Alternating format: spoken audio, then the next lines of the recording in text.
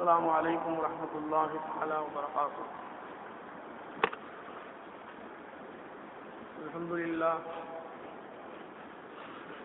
الحمد لله نعمده ونستعينه ونستغفره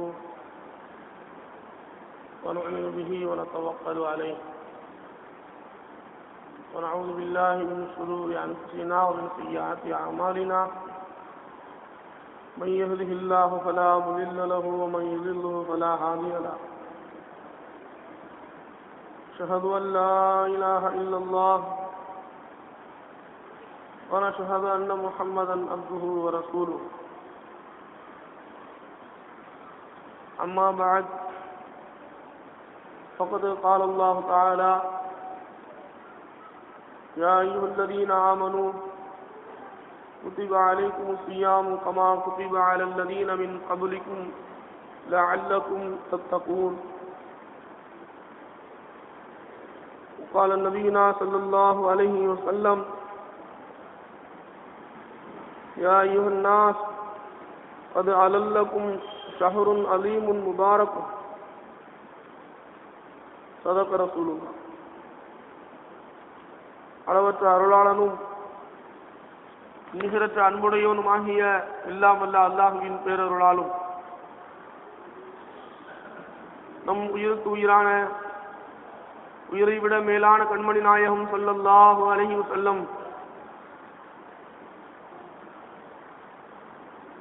அன்னவர்களின் மீதும் அன்னவர்களின் அடி சுவற்றை அப்படியே பின்பற்றி வாழ்ந்து காட்டிய சத்திய சஹாபாக்கள், தாபியீன்கள், தபஅ தாபியீன்கள், நல்லோர்கள், நாதாக்கள், குறிப்பாக இங்கே அமர்ந்திருக்கக்கூடிய நம் அனைவர்கள் மீதும் வல்ல அல்லாஹுவின் பேரருள் என்றென்றும் நின்று நிலவட்டுமாக. கண்ணியத்துக்குரியவர்களே, அல்லாஹ் சுப்ஹானஹு வ தஆலா நம்மை முஸ்லிமாக படைத்து முஃமினாக படைத்து கண்மணி நாயகம் ஸல்லல்லாஹு அலைஹி வஸல்லம் அன்னவர்களின் உம்மத்தினர்களாக அல்லாஹ் படைத்தான். மேலும் அதிலே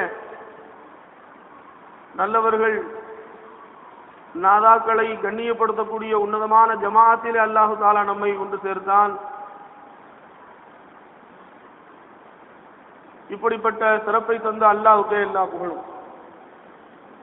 மேலும் அல்லாஹ் சுப்ஹானஹு வ தஆலா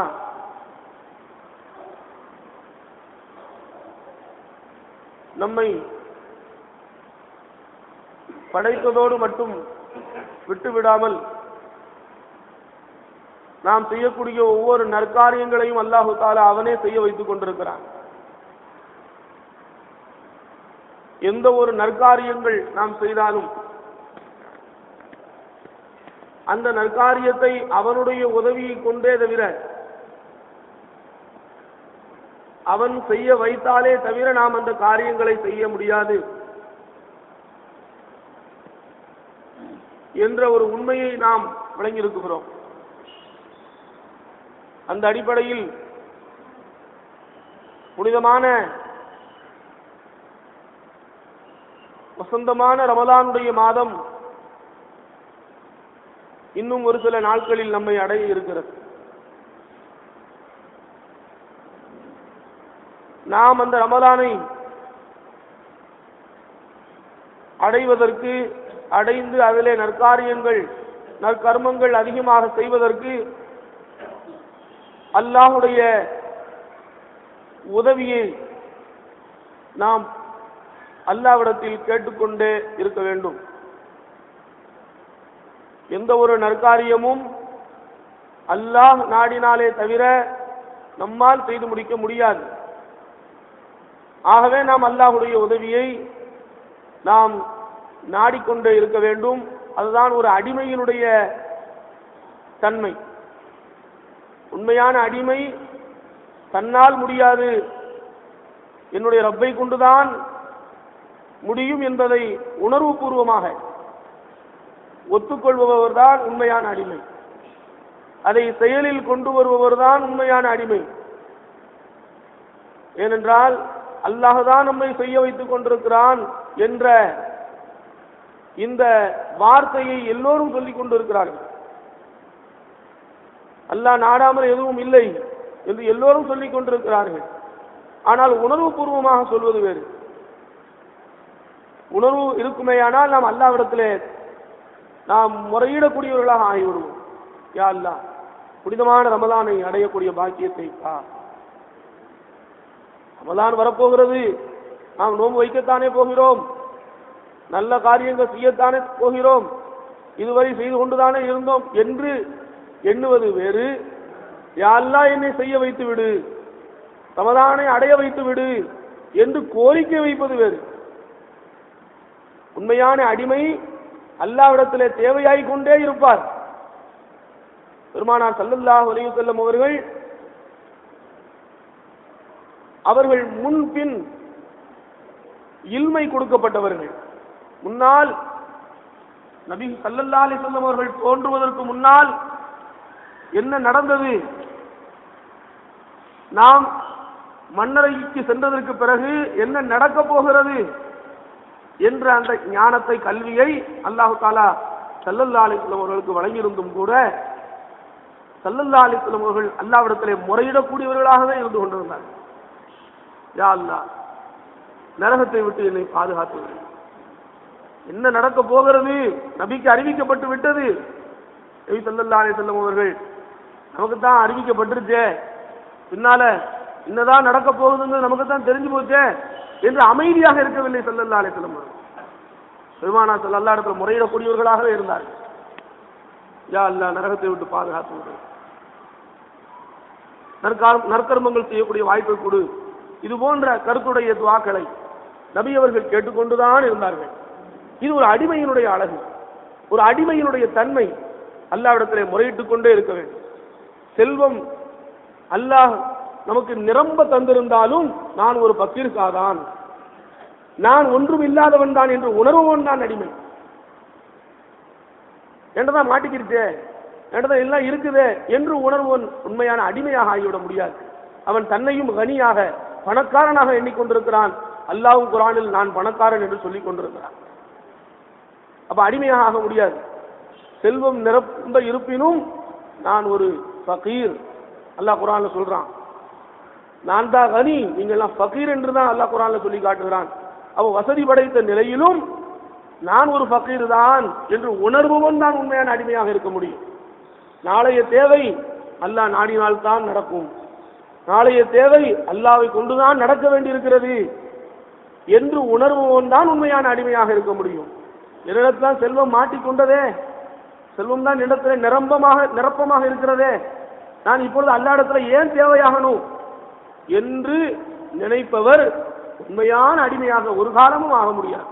சொல்லிக் கொள்ளலாம் நான் அல்லாஹ்வின் அடிமை என்று, உணர்பவர் தான் உண்மையான அடிமையாக ஆக முடியும். சொல்லுகிறோம் மழை இல்லை, மழை இல்லை, மழை இல்லை, உணர்ந்து கண்ணீர் வடித்தவர்கள் எத்தனை பேர், உணர்வு பூர்வமாக கண்ணீர் வடித்தவர்கள் எத்தனை பேர். பேச்சளவில் மழை வேணும், மழை இல்லை, மழைக்காக துஆ செய்யுங்க. வார்த்தை அளவில் எவ்வளவு கொட்ட வேண்டுமோ அவ்வளவு வார்த்தைகளை கொட்டுகிறோம். கண்ணீரை எத்தனை உள்ளங்கள் கொட்டியது, எத்தனை நபர்களுக்கு கண்ணீர் வெளியிலே வந்தது. மழை இல்லையே, மழை வேண்டுமே, நிலத்தடி நீர் கீழே போய்கொண்டே இருக்கிறதே என்று எத்தனை பேர்களுக்கு கண்ணீர் வந்தது. உணர்வு பூர்வமாக தன்னுடைய வாழ்க்கையை நடத்துபவர் தான் உண்மையாக அடிமையாக முடியுமே தவிர வாயளவில் பேசிக்கொண்டு செல்லக்கூடியவர் ஒரு காலமும் அடிமையாக முடியாது. நான் ஏன் சொல்லுகிறேன் என்றால், புனிதமான ரமலான் மாதம் வர இருக்குகிறது. நம்முடைய உள்ளம் எப்படி இருக்கு? வரத்தான போகுது, வந்தா நோன்பு வைக்கத்தான போகிறோம், நல்ல காரியங்கள் செய்யத்தான போறோம் என்று நினைப்பவன் அடிமையாக முடியாது. யா அல்லாஹ், அந்த ரமலானை அடையக்கூடிய பாக்கியத்தை குடு ரப்பே. பெருமானார் கேட்டாங்களே, பெருமானாரை விட உயர்ந்த அடியார் யார் இருக்க முடியும்?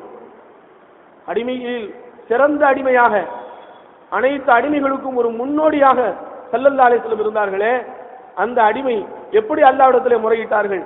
ஷஅபான் ரஜபுடைய மாதம் வருகிற போதே கேட்க ஆரம்பிச்சுட்டாங்க, யா அல்லாஹ், ரமலான் அடையக்கூடிய பாக்கியத்தை தா. ஏன் ரமலான் வந்தா நோன்பு வைக்கத்தானே போறாங்க நபி, ரமலான் வந்தா நற்காரியங்கள் செய்யத்தானே போறாங்க நபி, அமைதியா இருக்க வேண்டியதானே இருக்கல. ஏன்? அல்லாஹ் நாடினாலே தவிர நற்காரியங்களை செய்ய முடியாது. ரமலான் மாதம் வந்து விடலாம், ஆனால் நற்காரியங்கள் செய்ய முடியாது அல்லாஹ் நாடினாலே தவிர என்பதை உணர்ந்தார்கள் ஸல்லல்லாஹு அலைஹி வஸல்லம். அல்லாஹ் இடத்துல கேட்டுக்கொண்டே இருந்தாங்க. சஹாபாக்களை கேட்க சொன்னாங்க, அல்லாஹ் இடத்துல முறையிட்டுக்கிட்டே இருங்க என்று முறையிட சொன்னார்கள். அந்த அடிப்படையில் இன்னும் 2-3 நாட்கள் இருக்கிறது. நாம் இப்பொழுது அல்லாஹ் இடத்துல முறையீடு செய்துவிட வேண்டும். நம்முடைய உள்ளம் அந்த ரமலானை வரவேற்கக்கூடிய உள்ளமாக ஆகிவிட வேண்டும். நற்காரியங்களை வரவேற்பதில் நன்மை இருக்கிறது. ஸல்லல்லாஹு அலைஹி வஸல்லம் சொன்னாங்க, நற்காரியங்களை வரவேற்பதில் நன்மை இருக்கிறது. ஒருவர் பாங்கு சொல்வதற்கு முன்னால், பாங்கு சொல்லல, இன்னும் சொல்லல, பாங்குடைய டைம் வரல, பாங்குக்கு உண்டான நேரம் வரல, அதற்கு முன்னதாகவே அவர் பாங்குடைய நேரத்தை எதிர்பார்த்தவராக, தொழுகையுடைய நேரத்தை எதிர்பார்த்தவராக பள்ளியில வந்து அமர்ந்திருக்கிறார். தொழக்கூடிய இடத்திலே அமர்ந்திருக்கிறார். தொழுகை டைம் வரல, தொழுகையை எதிர்பார்த்தவராக அமர்ந்திருக்கிறார் என்று சொன்னால் ஸல்லல்லாஹு அலைஹி வஸல்லம் சொன்னாங்க, அவருக்கு அல்லாஹ் கொடுக்கக்கூடிய வெகுமதி என்ன தெரியுமா? தொழுது கொண்டு இருந்தால் என்ன சவாப், என்ன கூலியோ அதே கூலியை எதிர்பார்த்ததற்காக அல்லாஹ் கொடுக்கிறான். இந்த காரியத்தை அவர் செய்யவே ஆரம்பிக்கல, அந்த நேரமும் வரல, எதிர்பார்த்ததின் காரணத்தினால், அந்த நேரத்தை எதிர்பார்த்ததின் காரணத்தினால் அதை செய்து கொண்டிருந்த கூலியை அல்லாஹ் தஆலா அவருக்கு வழங்குகிறான் என்று ஸல்லல்லாஹு அலைஹி வஸல்லம் சொன்னார். அந்த அடிப்படையில் ரமலான் இன்னும் வரல, ஆனால் வருவதை எதிர்பார்த்து கொண்டிருந்தால் அதையே அல்லாஹ் தஆலா அவருக்கு நன்மையாக வழங்குகிறான். அதனாலதான் பெருமானார் ஸல்லல்லாஹு அலைஹி வஸல்லம் அவர்கள் ரமலான் நெருங்குகிற பொழுது சஹாபாக்களுக்கு அந்த நினைவை ஊட்டினார்கள்.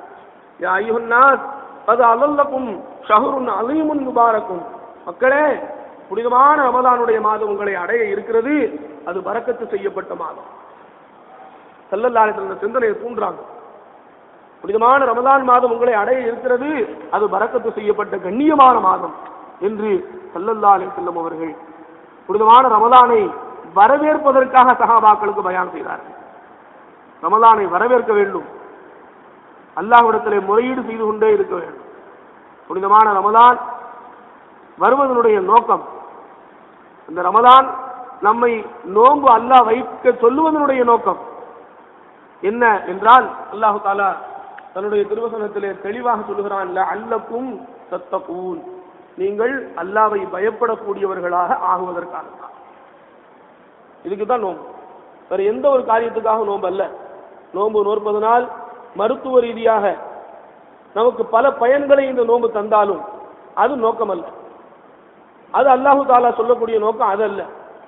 நோன்பு நோற்பதனால் உடல் ரீதியாக எத்தனையோ நன்மைகளை இந்த ரமலான் நமக்கு வழங்கி கொண்டிருக்கிறது, மருத்துவர்கள் சொல்லக்கூடிய செய்தி. ஆனால் அது நோக்கம் அல்ல, அது குர்ஆன் சொல்லவும் இல்லை, அதை நம்ம எதிர்பார்க்க வேண்டிய அவசியம் இல்லை. அது அல்லாஹ் கொடுக்க வேண்டிய நேரத்தில் அது கொடுத்து கொண்டிருப்பான். ஒருத்தர் தொழுகிறாரு, நான் தொழுவதனால் என் உடல் வலிமையாக இருக்கிறது என்பதற்காக தொழக்கூடாது. இல்ல, பெருமானார் உடல் வலிமைக்காக தொழ சொல்லல, அடிமைத்தனத்தை காட்ட சொல்றதுக்காக தொழ சொன்னாங்க. நான் ஒரு அடிமை, அல்லாஹ்வின் முன்னால் பணியக்கூடியவன், பணிவதற்கு தகுதியுடையவன் நான் என்ற பணிவை காட்டுவதற்காக, தான் அடிமை என்பதை ஒத்துக்கொள்வதற்காக தான் தொழுகையை கடமையாக்கினார்கள். அதுக்காக தொழுது கொண்டிருப்பதனால் என்னுடைய கால் நல்லா இருக்குது, என் கை நல்லா இருக்குது, எனக்கு உடல் நல்லா அழகா இருக்குது என்பதற்காக சொல்லக்கூடாது.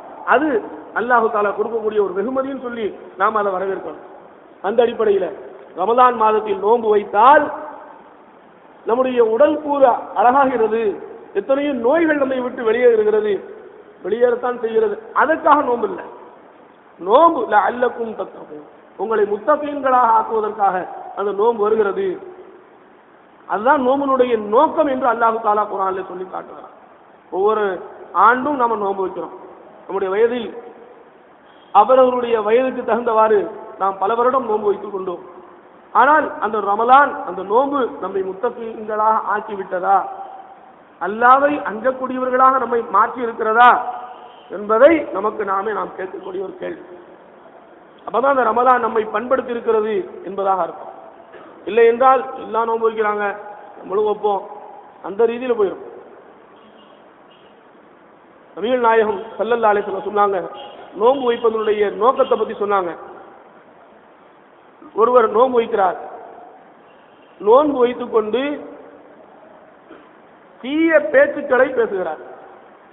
ரமலான்ல நோன்பு வச்சிருக்கிறாரு, தீய பேச்சுக்கள் மற்ற மாசங்கள்ல பேசுன மாதிரி எப்பவும் வளமையா பேசிக்கிட்டு இருக்கிற அந்த தீய வார்த்தைகளை ரமதான்ல நோன்பு வச்சுக்கிட்டும் பேசினார். அவர் அருவருக்கத்தக்க செயல்களை செய்தார். எதை மார்க்க செய்யக்கூடாதுன்னு சொல்லிச்சோம், எதை நடைமுறையில் மனிதர்கள் ஏற்றுக்கொள்ள மாட்டார்களோ அப்படிப்பட்ட அருவருக்கத்தக்க செயல்களை ஒருவர் செய்கிறார்.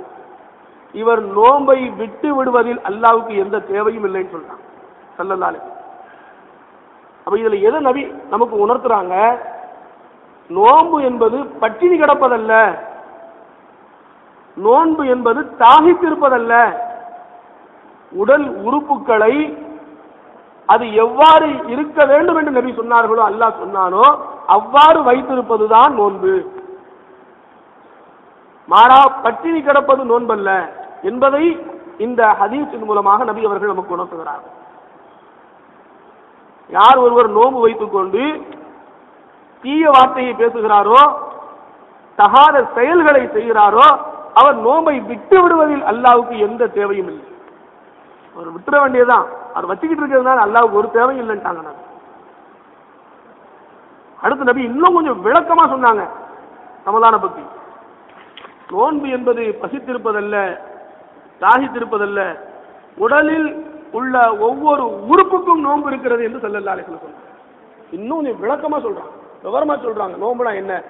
சஹர்ல சாப்பிட்டுட்டு மகரிபுடைய வக்து வந்த உடனே நோம்பு திறக்கிறது நோம்பல்ல என்பதை இவ்வளவு தெளிவா சொல்றாங்க நபி. உடலில் உள்ள ஒவ்வொரு உறுப்பிற்கும் நோன்பு இருக்கிறது. கண்ணுடைய நோன்பு பார்க்க கூடாத பார்வையை பார்க்காமல் இருப்பது, இது கண்ணுக்கு நோன்பு. இதை முறையா யாரு பின்பற்றுகிறாரோ அவர் நோன்பாடி. காதுக்கு நோன்பு இருக்கிறது, தகாத வார்த்தைகளை கேட்காமல் இருப்பது, கேட்கக்கூடாத மார்க்கம் அனுமதிக்காத வார்த்தைகளை ஒலிகளை கேட்காமல் இருப்பது, அது காதுடைய நோன்பு. வாயுடைய நோன்பு பேசக்கூடாத பேச்சுக்களை பேசாமல் இருப்பது வாயுடைய நோன்பு. கரத்துடைய நோன்பு தகாத செயல்களை, கரத்தால் செய்யக்கூடாத செயல்களை செய்யாமல் இருப்பது கரத்தினுடைய நோன்பு. ஹராமான இடங்களுக்கு செல்லாமல் இருப்பது காலுடைய நோன்பு என்று நபி ஸல்லல்லாஹு அலைஹி வஸல்லம் அவர்கள் தெள்ளத் தெளிவாக கிளிப்பிள்ளைக்கு சொல்லுவது போன்று நோன்புனா என்ன, இதுதான் நோன்பு என்பதை தெளிவாக நமக்கு சொல்லி காட்டிவிட்டார். இப்படி ஒருவர் நோன்பு வைத்தால் லஅல்லக்கும் தத்தகூன், அவர் முத்தகீனாக ஆகிவிடலாம்.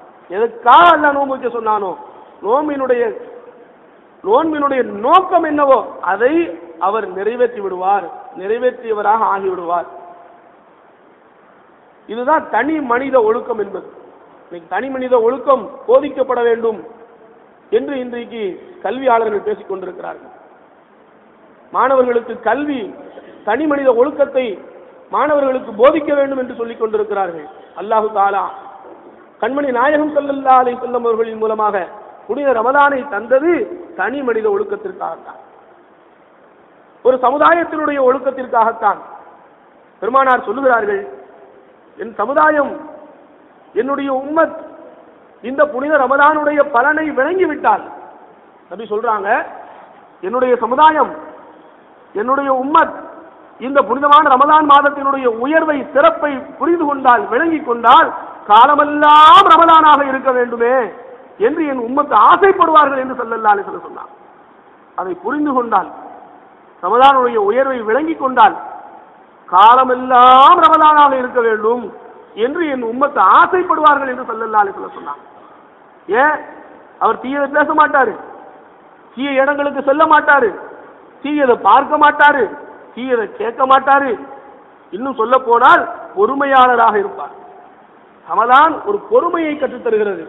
பெருமானார் ஸல்லல்லாஹு அலைஹி வஸல்லம் சொன்னாங்க, ஒருவர் நோன்பாளியாக இருக்கும்போது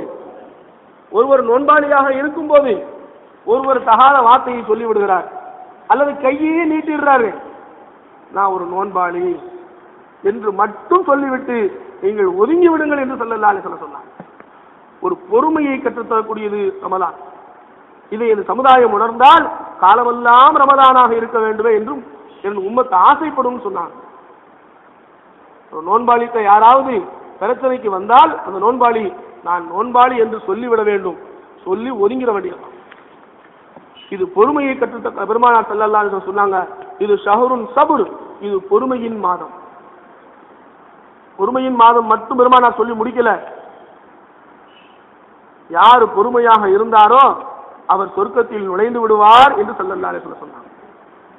இது பொறுமையின் மாதம் என்று பெருமானார் சொன்ன நபி அத்தொடரில், அந்த ஹதீஸ் வரக்கூடிய தொடரிலே பொறுமை சொர்க்கத்திலே நுழைய வைக்கும், பொறுமை அவரை சொர்க்கத்தில் கொண்டு போய் சேர்க்கும் என்று ஸல்லல்லாஹு அலைஹி வஸல்லம் சொன்னார். அப்ப இதிலிருந்து என்ன தெரியுது? சொர்க்கத்திற்குள் நுழைவதற்கு தடையாக இருப்பதில் ஒன்று பொறுமை இல்லாமல் இருப்பது. சொர்க்கத்தில் நுழைவதற்கு தடையாக இருப்பவைகளில் ஒன்று பொறுமையை இழந்திருப்பது. ஆகவே பொறுமையை நமக்கு கற்றுத்தரக்கூடியது இந்த ரமலான். தனி மனித ஒழுக்கத்தை கற்றுத்தரக்கூடியது இந்த ரமலான். இதை நாம் முறையாக அல்லாஹ் நபி ஸல்லல்லாஹு அலைஹி வஸல்லம் அவர்கள் சொன்ன முறைப்படி இந்த ரமலானை நாம் கழித்து விட்டால் அல்லாஹ் சொல்லக்கூடிய அந்த நோக்கத்தை நிறைவேற்றியவர்களாக நாம் ஆகிவிடலாம். அடுத்து நபிகள் நாயகம் ஸல்லல்லாஹு அலைஹி வஸல்லம் அவர்கள் நமக்கு சொன்ன ஒரு செய்தி, நீங்கள் இந்த மாதத்தில், புனிதமான ரமலானுடைய மாதத்தில் 4 விஷயங்களை நீங்கள் அதிகமாக செய்து வாருங்கள். எல்லாரும் மனப்பாடம் விட்டுக்கிறணும். எல்லாருக்கும் தெரிஞ்ச செய்தி தான், ஆனா மனசுல பதிய வைக்கணும். ஏன்னா கேட்கிற செய்தி எல்லாத்தையும் நம்ம மனசுல பதிய வைக்கிறது இல்லை. ஜும்மாக்கள்ல சொல்லப்படக்கூடிய எத்தனையோ நல்ல கருத்துக்கள் அனைத்தையும் நம்ம மனப்பாடம் பண்றது இல்லை, செய்தியை மனசுல பதிய வைக்கிறதும் கிடையாது. இது நம்முடைய இயல்பா போயிருச்சு. ஆனா இப்ப சொல்லக்கூடிய செய்தி நமக்கு பயன்படக்கூடிய செய்தி, ரமலானில் கட்டாயமாக பயன் தரக்கூடிய செய்தி, மனசுல பதிய வைக்க வேண்டிய செய்தி. பெருமானார் ஸல்லல்லாஹு அலைஹி வஸல்லம் அவர்கள் சொன்னார்கள், வஸ்தக்ஸிரு ஃபீஹி மின் அர்பஇன், இந்த புனிதமான ரமலானுடைய மாதத்தில் 4 விஷயங்களை நீங்கள் அதிகமாக செய்து வாருங்கள். 4 விஷயங்களை நீங்கள் அதிகமாக செய்து வாருங்கள். அதில் 2 விஷயம் உங்கள் ரப்பை நீங்கள் திருப்திப்படுத்துவதற்காக. அல்லாஹ்வுடைய அதிருப்தியில் நம்ம எத்தனை பேர் இருக்கிறோம்? அல்லாஹ்வுக்கு தான் தெரியும், நமக்கும் தெரியும். இன்னைக்கு ஃபஜ்ர் தொழாம எத்தனை பேர் இருக்கிறோம்? அல்லாஹ் நம்ம மேல உண்மையிலே கோவப்பட்டுக்கிட்டு இருப்பானா இல்ல சந்தோஷமா இருப்பானா? அவங்களுக்கு கணக்குத்தானே முடிவு செய்யும். ஃபஜ்ர் தொழுகாம இருக்கிறோம், ஃபஜ்ர் தொழுகை என் மேல கடமையே கிடையாதுங்கிற உணர்வுல நம்ம இருக்கிறோம். இப்ப அல்லாஹ் சுப்ஹானஹு வ தஆலா நம் மீது சந்தோஷமாக இருப்பானா அதிருப்தியாக இருப்பானா? நபியுடைய சுன்னத்துகள் எத்தனையோ மதிக்காம நம்ம இருந்துகிட்டு இருக்கிறோம். இப்ப நம்ம உணரணும், அல்லாஹ் நம்ம மீது திருப்தியா இருப்பானா, அல்லாஹ் நம்ம மீது சந்தோஷமாக இருப்பானா, கோபமாக இருப்பானா? இப்படி ஒரு அடியான் சிந்திக்க ஆரம்பித்து விட்டால் அல்லாஹ்வை திருப்திப்படுத்துறதுக்கு என்ன வழி? சஹாபாக்கள் கேட்ட கேள்வி இது. அல்லாஹ்வை திருப்திப்படுத்துவதற்கு என்ன வழி? பெருமானார் ஸல்லல்லாஹு அலைஹி வஸல்லம் சொன்னாங்க, இந்த மாதத்தில் நீங்கள் 4 விஷயத்தை செய்து வாருங்கள். அதில் 2 விஷயம் அல்லாஹ்வை திருப்திப்படுத்தக்கூடியது. அதில் ஒன்று அஷ்ஹது அல்லா இலாஹ இல்லல்லாஹ், லா இலாஹ இல்லல்லாஹ் என்ற கலிமாவை அதிகமாக சொல்லுவது. ஏன்னா அவருடைய பொருள் மிக நீளமானது. ஒத்தவரையில் சொல்லிடலாம், வணக்கத்துக்குரிய நாயன் அல்லாஹ் தஆலா வேறு யாரும் இல்லை. காலைல மக்தப் பிள்ளைங்க சொல்றது மகா சொல்லிடலாம், ஒத்தவரையில் சொல்லி முடிச்சிடலாம். அது வாயில சொல்றதுக்கு தான் லேசானது. அதனுடைய கருத்து, அதில் அடங்கி இருக்கக்கூடிய பொருள் அது மிக நீளமானது, விசாலமானது. அது விளங்குவதற்கு என்றே நாம் தனியாக நேரம் ஒதுக்க வேண்டியது. அவ்வளவு கருத்துக்களை இது உள்ளடக்கி இருக்கிறது. முழு குர்ஆனுடைய மொத்த கருத்தும் இந்த லா இலாஹ இல்லல்லாஹுவில் அடங்கி இருக்கிறது. அந்த லா இலாஹ இல்லல்லாஹுவை நீங்கள் அதிகமாக இந்த ரமலானிலே சொல்லுங்கள். மற்ற மாதத்திலையும் நம்ம சொல்லி இருப்போம், இதாங்க நான் எப்பவும் சொல்றதானங்க அப்படின்னு மனசு சொல்லும், எப்பவும் சொல்றதுதான். ஆனால் பெருமானார் இந்த மாதத்திலே அதிகமாக செய்யுங்கள் என்று சொன்னார்கள், லா இலாஹ இல்லல்லாஹ். அடுத்து பெருமானார் ஸல்லல்லாஹு அலைஹி வஸல்லம் சொன்னாங்க, இம்மாதத்தில் புனித ரமலான் மாதத்தில் நீங்கள் அதிகமாக செய்ய வேண்டியது இஸ்திக்ஃபார், அஸ்தக்ஃபிருல்லாஹ். இந்த 2ஐயும், லா இலாஹ இல்லல்லாஹ், அஸ்தக்ஃபிருல்லாஹ், இந்த 2ஐயும் நீங்கள் ரமலானில் அதிகம் செய்து வாருங்கள். எவ்வளவு முடியுமோ, எவ்வளவு தாக்கத்து இருக்கிறதோ அவ்வளவு செய்ய வேண்டும். இதை கொண்டு அல்லாஹ் திருப்தி அடைகிறான். நம் மீது உள்ள எத்தனையோ வெறுப்புகள், அல்லாஹ்வுக்கு வெறுப்பான காரியங்கள் எத்தனையோ செய்திருக்கிறோம். அதனுடைய பட்டியல் நம்ம கையில இல்லை, அதனால தெரியல. அதனுடைய பட்டியல் மலக்குமார்கள் வைத்துக் கொண்டிருக்கிறார்கள். நாம எவ்வளவு தவறுகள் இழைத்திருக்கிறோம் என்ற பட்டியலை மலக்குமார்களுடைய கையில அல்லாஹ் ஒப்படைத்திருப்பதால், நம்முடைய கையில அது ஒப்படைக்கப்படாததால் நாம் நல்லவர்கள் போன்று நமக்கு தெரிகிறது. யாராவது தன்னை மோசமான ஆளுன்னு சொல்ற பழக்கம் கிடையாது. யாராவது ஒருத்தர் மோசமானவன்னு சொல்லிட்டு அடிக்க வந்துடுவார். ஏன்னா நம்ம பட்டியல் நம்ம கையில இல்லை, அது அல்லாஹ் தஆலா வைத்திருக்கிறான். ஆகவே எத்தனையோ அல்லாஹ்வை கோபமூட்டக்கூடிய காரியங்களை நாம் மறந்தோ தெரிந்தோ தெரியாமலோ செய்திருப்போம். அதையெல்லாம் அல்லாஹ் தஆலா சந்தோஷமாக மாற்றிக் கொள்வதற்கு ஒரு வழிதான் லா இலாஹ இல்லல்லாஹ் அஸ்தக்ஃபிருல்லாஹ் என்ற இந்த வார்த்தையை புனித ரமலானில் அதிகம் அதிகம் செய்வது. இதெல்லாம் மனப்பாடம் விட்டு மனசுல பதிய வச்சுக்கணும். அடுத்து இன்னும் 2 விஷயத்தை பெருமானார் சொன்னாங்க. அதை நீங்க கேட்காம இருக்க முடியாதுன்னுட்டாங்க நபி. அதை நான் கேட்க மாட்டேன், எனக்கு தேவையில்லை, அது தேவை வரும்போது பார்த்துக்கலாம், அப்படி இல்லது, நீ கேட்டுத்தான் ஆகணும்ட்டாங்க நபி. அந்த 2ல் ஒன்று சொர்க்கத்தை கேட்பது. புனித ரமலானில் அதிகம் அதிகம் சொர்க்கத்தை அல்லாஹ்விடத்திலே கேளுங்கள் என்று நபி ஸல்லல்லாஹு அலைஹி வஸல்லம் சொன்னாங்க. யாராவது எனக்கு சொர்க்கம் தேவையில்லைன்னு சொல்ல முடியாது. அதெல்லாம் நான் பண்ற காரியத்துக்கு சொர்க்கம் முன்னால் வந்து நிற்கிங்கன்னு சொல்ல முடியாது. எப்படியும் நான் போயிடுவாங்க சொர்க்கத்துக்கு. ஒருத்தர் நகைச்சுவையா கூட சொன்னாரு, சொர்க்கத்துக்கு அஜரத்து நீங்க போனீங்கன்னா வாழைப்பழத்தை போடுறவங்க வெளியே வலிக்கிட்டு உள்ள நீங்க வந்துடுறார் நகைச்சுவையா. அப்படிலாம் போக முடியாது. அப்படி நான் போயிடுவேன்னு சொல்லி கற்பனையும் பண்ண முடியாது. ஆக சொர்க்கத்தை விட்டு தேர்வையற்றவர்களாக நாம் இருக்க முடியாது. அதிகம் அதிகம் அல்லாஹ்விடத்திலே சொர்க்கத்தை கேட்க வேண்டும். அதே நேரத்தில் நரகத்தை விட்டு நாம் உள்ள நுழைஞ்சிடணும், நரகத்தை விட்டு பாதுகாப்பு பெற வேணும் என்று அச்சமற்றவர்களாக நாம் இருந்து விடவும் முடியாது. நான் நரகத்துக்கு போக மாட்டாங்க, நான் பண்ண நல்ல காரியம் எத்தனையோ இருக்கு, எங்க அத்தா அம்மா எங்களுடைய மூதாதையர்கள் நல்ல நல்ல காரியம் செஞ்சு வச்சுட்டு போயிட்டாங்க, நான் நரகத்துக்கு போக மாட்டேன்னு சொல்லிட்டு இருந்துட முடியாது. நம்ம ஹால் என்ன, நம்முடைய நிலைமை என்னங்கிறது நம்ம விளங்க மாட்டோம். அல்லாஹ் நமக்கு என்ன தப்தீர்ல எழுதி வச்சிருக்காங்க நமக்கு விளங்காது, தெரியாது. நம்முடைய நிலை என்னவோ, மகான்கள் ஒவ்வொரு நாளும் இதை நினைத்து அழக்கூடியவர்களாக இருந்தார்கள். ஏன்னா நபி சொன்னாங்க, சிலர்கள் முஸ்லீம்களாக வாழ்வார்கள், வாழும்போது முஸ்லீமாக இருப்பார்கள், மரணிக்கும் போது காஃபிராக மரணிப்பார்கள் என்று ஸல்லல்லாஹு அலைஹி வஸல்லம் சொன்னாங்க. இந்த ஹதீஸை படிக்கக்கூடிய, இந்த ஹதீஸை படித்து கொடுக்கக்கூடிய மூமின்கள், இறைநேசர்கள் அந்த ஹதீஸை படிக்கும் போது அழாமல் இருக்க மாட்டார். நம்முடைய நிலை என்னவோ, இன்று நாம் முஸ்லீமாக இருக்கிறோம், மூமினாக இருக்கிறோம், முத்தகியாக இருக்கிறோம், தொழுது கொண்டு இருக்கிறோம். ஆனால் நம்முடைய வஃபாத் நம்மை அடையும் போது நம்முடைய நிலை என்னவோ யார் அறிவார் என்று இந்த ஹதீஸை படிக்கக்கூடிய ஒவ்வொரு முத்தகீன்களும் அழாமல் இல்லை, அழுது கொண்டுதான் இருக்கிறார்கள். ஆக நம்முடைய நிலை என்ன நமக்கு விளங்காது. அதனால இந்த மாசத்துல யா அல்லாஹ் நரகத்தை விட்டு எங்களை பாதுகாத்துற அல்லாஹ், நரகத்துல விடாம எங்களை பாதுகாத்துற அல்லாஹ், நரகத்தை தடுக்கக்கூடிய காரியங்களை எங்களுக்கு செய்ய வச்சிரு ரப்பே என்று நாம் இந்த மாதத்தில் அதிகம் அதிகம் கேட்க வேண்டும் என்று நபி ஸல்லல்லாஹு அலைஹி வஸல்லம் சொன்னார். இதெல்லாம் விளங்கிய நம்முடைய தமிழகத்து ஆலிம்கள், நம்முடைய தமிழகத்து உலமாக்கள், நம்முடைய முன்னோர்கள் இதையெல்லாம் தராவியில 2 ரக்காயத்துக்கு இடையிலே ஓதக்கூடிய தஸ்பீஹாத்துகளில் வைத்து விட்டார்கள். இப்போ ஜாகில்களை பின்பற்றக்கூடிய கூட்டம் நம்ம பிள்ளைங்க.